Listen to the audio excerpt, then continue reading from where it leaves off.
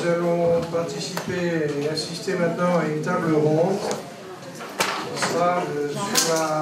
qui traitera de la liberté d'exister.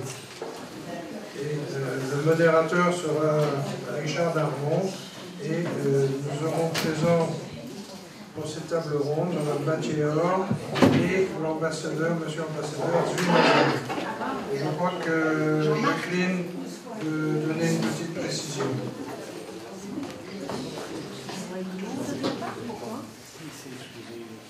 La précision que je voudrais vous donner, c'est que le porte-parole du ministère des Affaires étrangères qui devait participer à la table ronde, Emmanuel Larchol, m'a appelé hier soir en me disant qu'il avait un impondérable, ce qui est vrai, cet après-midi, et qu'il ne pouvait pas venir. Maintenant, ce qu'il m'a dit, et ça c'est très important pour nous, pour notre travail, ça veut dire qu'il était très, disons, très content du travail de l'Asbara civile. L'Asbara civile, ça veut dire c'est ce que nous faisons, nous, dans le cadre de la commission Asbara. Donc il nous a assuré de son soutien et que si nous avions besoin de quelque chose ou que si lui avait besoin de quelque chose, il était très important que nous travaillions ensemble. Donc voilà, donc, avec les excuses d'Emmanuel Larchol, mais qui est très très positif dans le travail que nous faisons. Voilà, merci, et je passe la parole à René. Joël Lyon.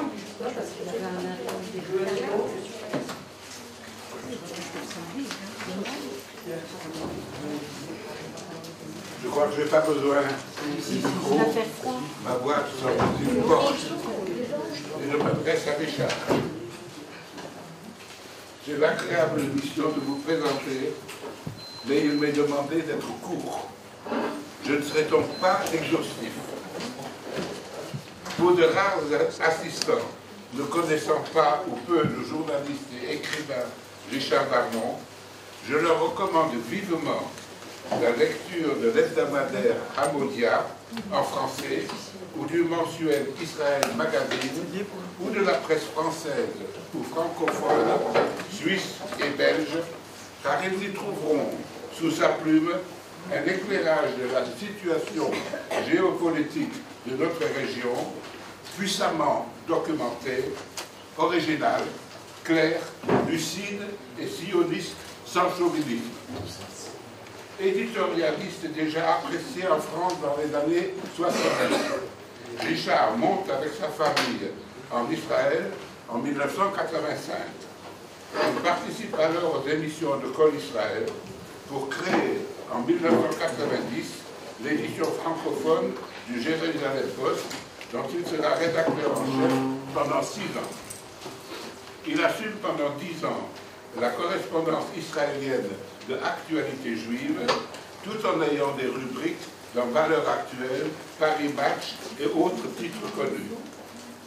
Richard donne par ailleurs de nombreuses conférences en Israël et en France et autres pays européens francophones sur les sources de notre histoire, sur l'actualité israélienne, le monde juif et la situation géostratégique de notre environnement compliqué. Son violon d'Ingres est la poésie, et vous trouverez dans les ouvrages publiés par l'Harmattan et l'édition Elkanah des envolées lyriques d'une profonde émotion. Richard Darmon anime actuellement des soirées d'études au centre Yair Manitou avec sur la Malchoute dans la Beth Anshaum du judaïsme.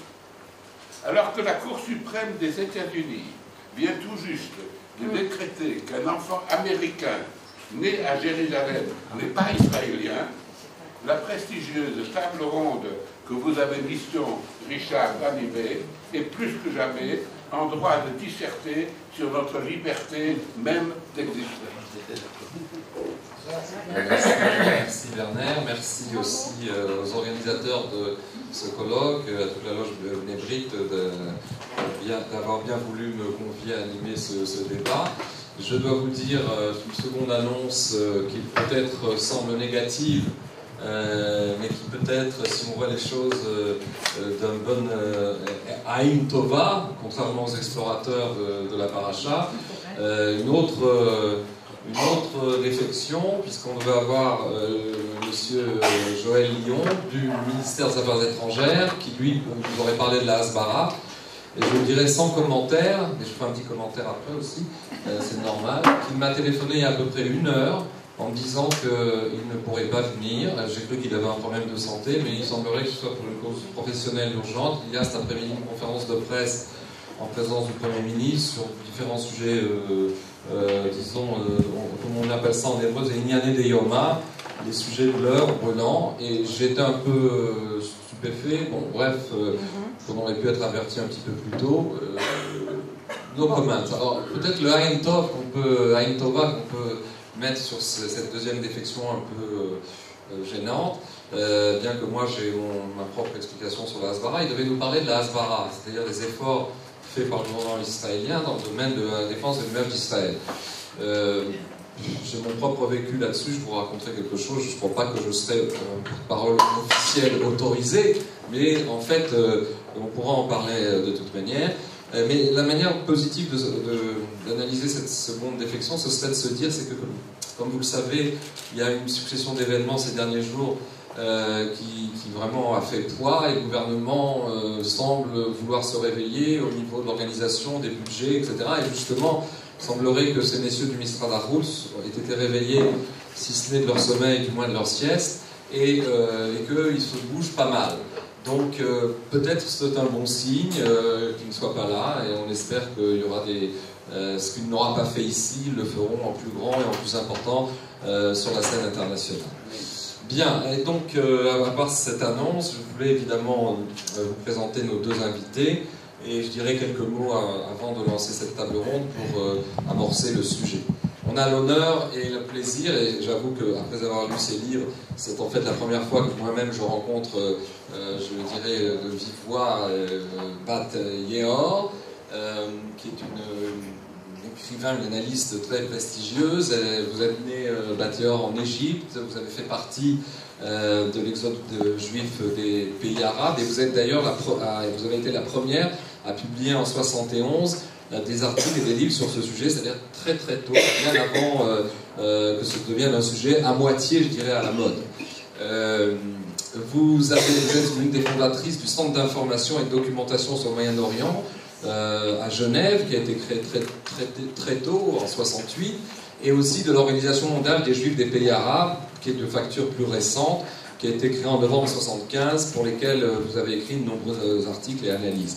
Vous avez participé dès l'année 1961 aux côtés de votre mari David Gérard Littman à l'alliance clandestine d'enfants juifs du Maroc lors de l'opération qu'on appelait l'opération Mural. Vous avez vous-même créé et défini, et c'est ça l'essentiel, je crois, qui a fait la marque de votre œuvre, le concept de dimitude, qui est aujourd'hui la plupart du temps bien reconnu, bien repris, analysé, et vous avez révélé dans votre fameux livre qui est paru en 2005, qui s'intitulait Eurabia, l'axe euro-arabe, vous avez révélé cette synergie, cette collusion antisioniste mortelle de l'Union européenne avec la plupart des régimes arabes et le monde arabe, on pourrait dire, et subséquemment, vous avez aussi pu analyser, décrypter la stratégie d'unification euro-arabe qui est basée sur la création de l'État de Palestine. Donc, vous êtes vraiment au cœur de nos interrogations, et nous sommes très contents de vous avoir parmi nous cet après-midi. Et Zvi Mazel, dont j'ai le plaisir de vous dire que ce n'est pas la première fois que je suis à ses côtés pour participer ou animer un débat. Zvi Mazel a fait une carrière de diplomate chevronné au sein de la diplomatie israélienne. C'est ainsi qu'il a fait un véritable parcours complet, sans rentrer dans les détails. Il a commencé au début des années 70 par être un des secrétaires de l'ambassade à Madagascar. Il est devenu ensuite, dans les années 73-77, le premier secrétaire de l'ambassade à Paris. Puis il s'est occupé au ministère des Affaires étrangères ici à Jérusalem entre 73 et 83, dans plusieurs postes en fait, du département des affaires égyptiennes, donc de la diplomatie israélienne. Ensuite, il était le directeur du département Afrique entre 83 et 84. Ensuite, il était directeur du département de l'Europe orientale entre 87 et 89. Ambassadeur, c'était votre premier poste, je crois, en Roumanie, en 89-92. Puis vous avez été ambassadeur en Égypte de 96 à 2000, puisque évidemment vous parlez parfaitement l'arabe. Et ensuite ambassadeur en Suède de 2002 à 2004. Et votre spécialité, ce sont les affaires moyen-orientales et l'islam radical. Vous êtes aussi un expert collaborant au ce qu'on appelle le GCPA, Jerusalem Center for Public Affairs, c'est le CAP, Centre des Affaires Publiques et de l'État, où vous intervenez, vous écrivez des analyses et vous faites des conférences. Et je dois vous dire que le plaisir est double pour moi de vous avoir, parce que, à vrai dire, avant d'avoir pu avec vous mener des débats et vous avoir déjà entendu ou vous lire, puisque vous faites souvent des tribunes dans le Jerusalem Post en anglais et dans d'autres journaux, j'ai appris pour la première fois découvert à la fois votre nom et votre audace et votre sionisme, je dirais, sortant des gonds, lorsque, et je crois que la Médinat Israël, et à l'époque le Premier ministre Sharon vous a tout à fait félicité, lorsque, en poste donc à Stockholm, en Suède, vous avez, à l'occasion d'une exposition qui était organisée par une artiste, entre 4 guillemets, palestinienne, en tout cas arabo-palestinienne là-bas, elle avait fait une espèce de motif. Un israélien.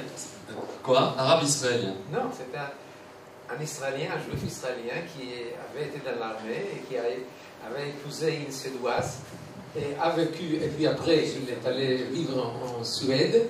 Il était fils d'une famille communiste, la famille Freiler, si vous connaissez. C'était une famille qui, dans le temps, c'était une famille très très connue, très communiste, très anti-israélienne. Sa mère, Hannah, qui a 93 ans, vit toujours, et tous les jours elle descend dans les territoires palestiniens pour défendre les enfants palestiniens contre l'armée d'Israël. Voilà, c'est ça le monsieur qui a organisé cette installation artistique que j'ai détruite. Oui, alors c'est ça ce que je voulais dire, c'est que l'ambassadeur Zvi Mazel, qui était ambassadeur à Stockholm, et qui n'a pas oublié ce pourquoi il était ambassadeur, de quel pays il prenait la défense en tant qu'ambassadeur, et bien, alors qu'il y avait l'inauguration de cette exposition, il y avait une espèce de bac rempli de sang, comme soi-disant Tzahal faisait couler le sang, et puis il y avait des petits bébés qui flottaient. Quand l'exposition a été ouverte, et bien, alors que tout le gratin diplomatique était là, Zvi n'a pas hésité à aller couper les fusibles de toute l'exposition, et le noir s'est installé sur ce scandale. Ce après quoi, lorsqu'il est revenu au pays, le Premier ministre Sharon l'a félicité de son acte, et je crois qu'on peut l'applaudir parce que c'était rare de voir un diplomate ne pas se comporter de manière, je dirais, diplomatique, c'est-à-dire entre deux eaux, et affirmer clairement, dénoncer clairement un scandale. Donc, ce que je voulais dire en ce qui concerne notre sujet, puisque vous avez remarqué, pour ceux qui étaient là ce matin, ce n'était pas mon cas, je n'ai pas pu vous rejoindre pour différentes raisons professionnelles. Ceci dit, je sais que vous avez longuement analysé la conception juive de la liberté d'expression et tous les sens qu'on pourrait mettre derrière cette analyse. En tout cas, ce qui se passe cet après-midi, on est sur un autre versant du sujet, c'est les rapports quelquefois catastrophiques, entre la liberté d'expression, telle que l'Occident ou le tiers-monde la conçoit, et la liberté d'exister, je dirais même le droit d'exister. Quand la liberté d'expression déborde et devient un empêchement et prend des bêtes noires, en l'occurrence Israël et le peuple juif, pour remettre en cause son existence. Alors, on va en parler sous différents éclairages. Ce que je voudrais faire pour amorcer un petit peu le débat, c'est faire 4 remarques préliminaires sur cette problématique.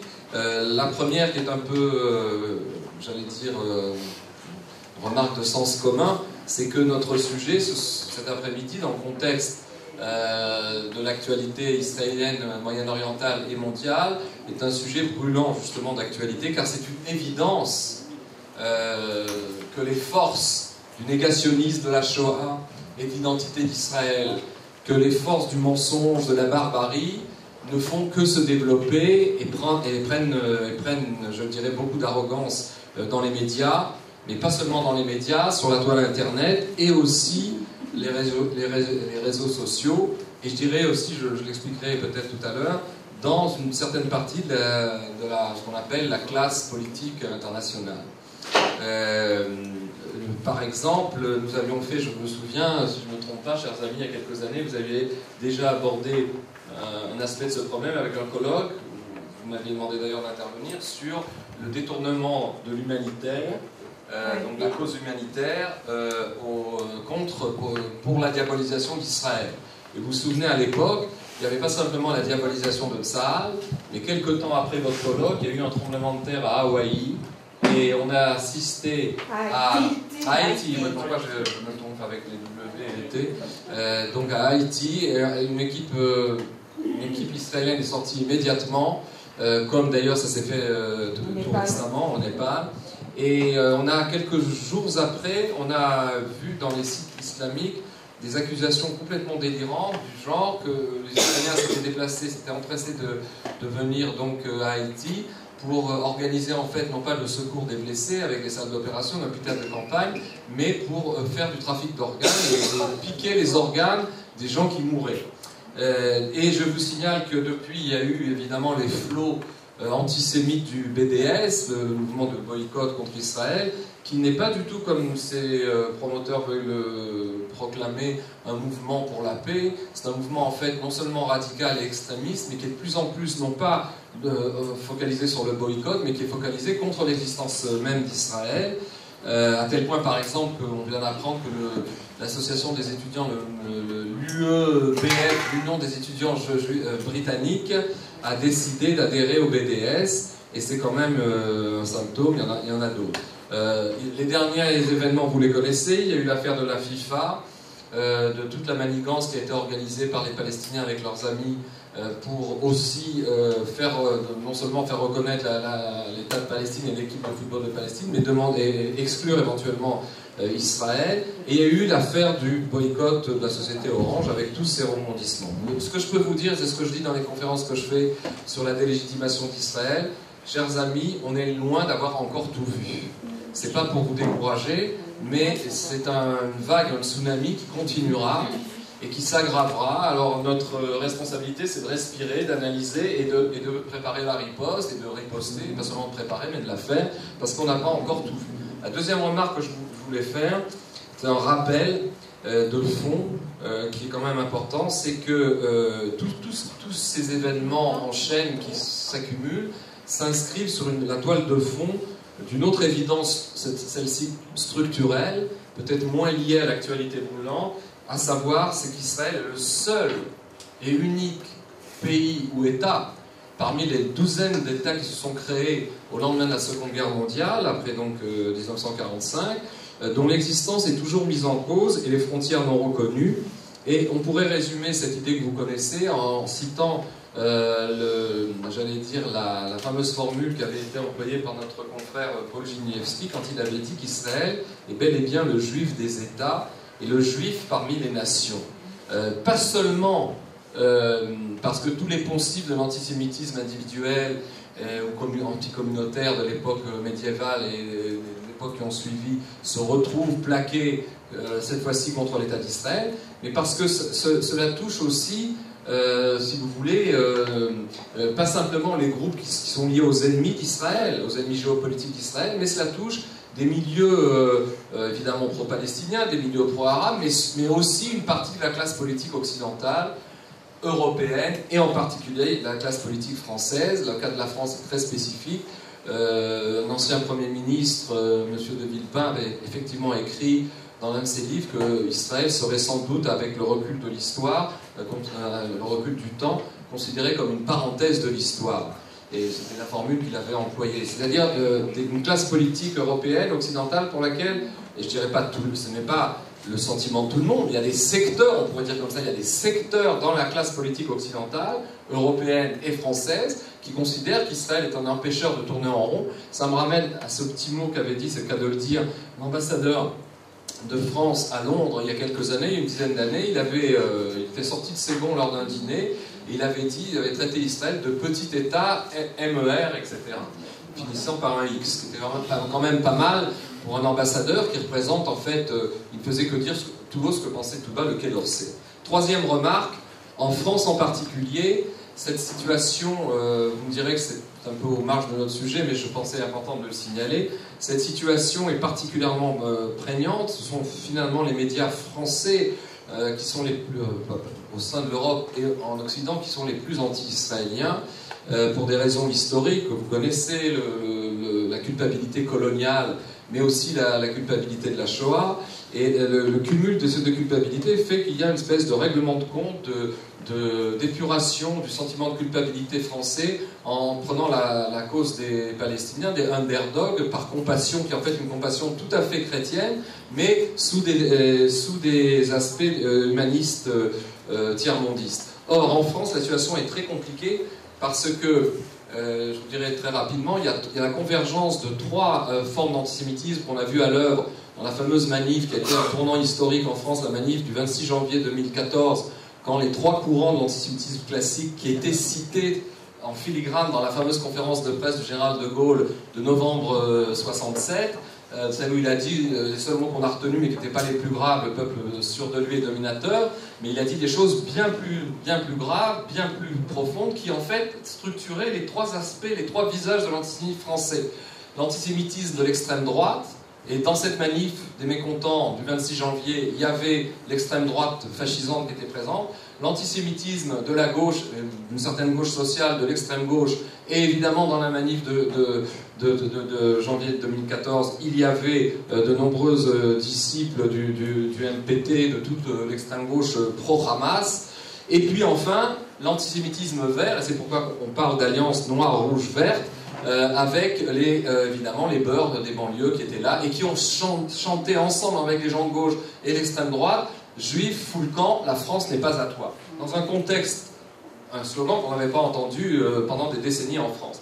Face à ce triple visage convergent d'antisémitisme qui n'augure rien de bon, on a en fait, dans le cas particulier de la France, et après je m'arrêterai là, et c'est ça le problème, on a affaire à un double visage du gouvernement français, qui d'un côté, surtout après le drame de l'hypercacher, essaye de rassurer la communauté juive, et pas simplement avec des bons mots, en déclarant que si les juifs partaient, eh bien la France n'est plus la France, ou s'ils partaient d'Europe, l'Europe ne serait plus l'Europe. Mais on a affaire à, surtout depuis quelques semaines, à un soutien financier, scolaire, structurel, où le gouvernement a débloqué des budgets considérables pour calmer les juifs et les faire rester en France. D'un côté, il y a cet aspect-là, c'est de bonne guerre, j'allais dire, dans la logique française, qui considère que les juifs sont une population qui joue un rôle de médiation en France par rapport à la montée de l'islam, j'en sais rien. En tout cas, c'est de bonne guerre. Mais ce qui est moins de bonne guerre, c'est que d'un côté, on joue le tout pour le tout avec la communauté juive, en conseillant vivement à ses dirigeants de ne plus penser à l'ALIA et en leur donnant des moyens sonnants et trébuchants sur la table.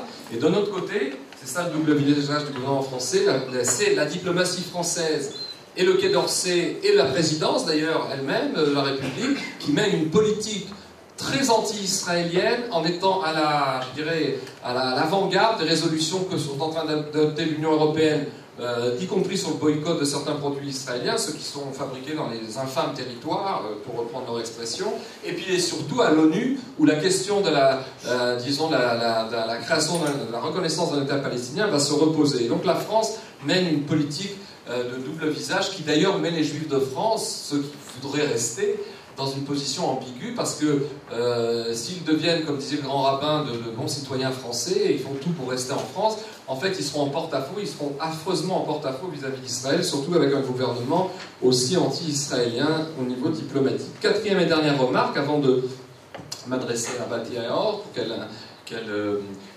commence à nous faire part de son analyse, je me livrerai justement une petite interrogation.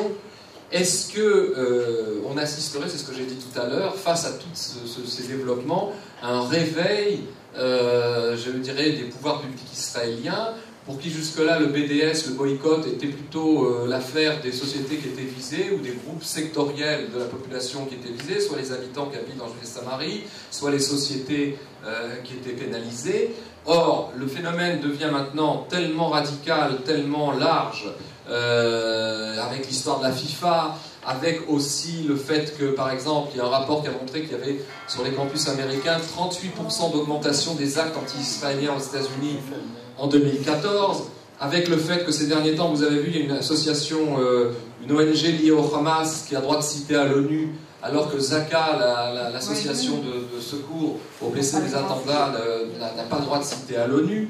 On pourrait énumérer comme ça des dizaines de scandales. Le fait que, par exemple, le gouvernement suisse et la municipalité de Zurich a autorisé une exposition ces jours-ci donc sur une exposition du groupe israélien pacifiste Lishbor Ashtika, Briser le silence, qui finit Pan de Tsahal.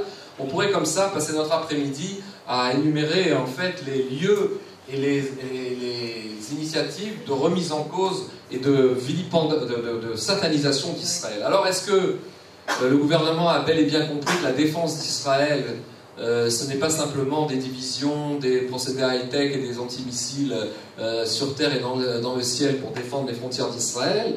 Est-ce que c'est pas aussi la défense, non pas seulement de son image, mais la défense de son droit à exister, la défense, si vous voulez, qui devrait se transformer en fait en offensive, une stratégie que le gouvernement devrait initier pour non pas dire où se trouve le bon droit, mais pour faire passer lors de campagnes puissantes avec des messages forts et qui seraient envoyés aux quatre coins du monde pour en fait combattre ce qu'on appelle l'Israël bashing en anglais, c'est-à-dire le halali médiatique et de plus en plus même associatif, qui n'est pas seulement médiatique, qui n'est pas seulement diplomatique, mais qui est aussi associatif contre l'État d'Israël.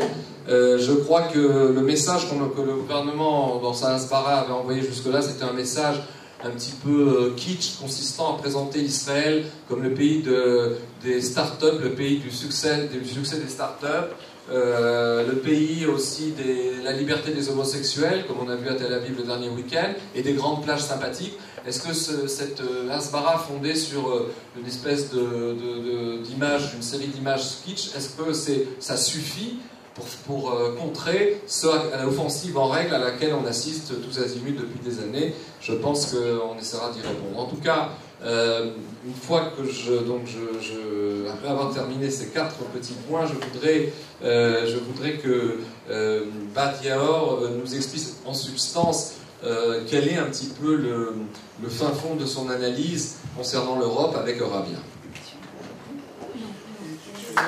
Juste une petite seconde. S'il vous plaît, veuillez vérifier que vos téléphones soient bien éteints. Oui, juste une chose. Vous avez vu dans le programme, excusez-moi, Batior, que cette table ronde s'organisera en 2 temps. Il y aura jusqu'à 3h30 environ l'exposé des 2 participants, et puis ils se répondront. Ils réinterviendront sans doute une seconde fois, peut-être une 3e fois si on a le temps. Et après quoi il y aura une petite pause, et après cette pause il y aura 3/4 d'heure pour qu'il y ait 4-5 questions de la salle. Donc là, le débat ne se passera qu'en seconde partie. Les seules interruptions éventuellement qui pourraient venir, c'est d'un mot mal compris ou d'une expression mal comprise pour que la personne, ce qu'on appelle un point d'ordre, la personne, si vous voulez, reprécise ce qu'elle a dit si vous n'avez pas compris, mais il n'y a pas de débat dans cette première partie.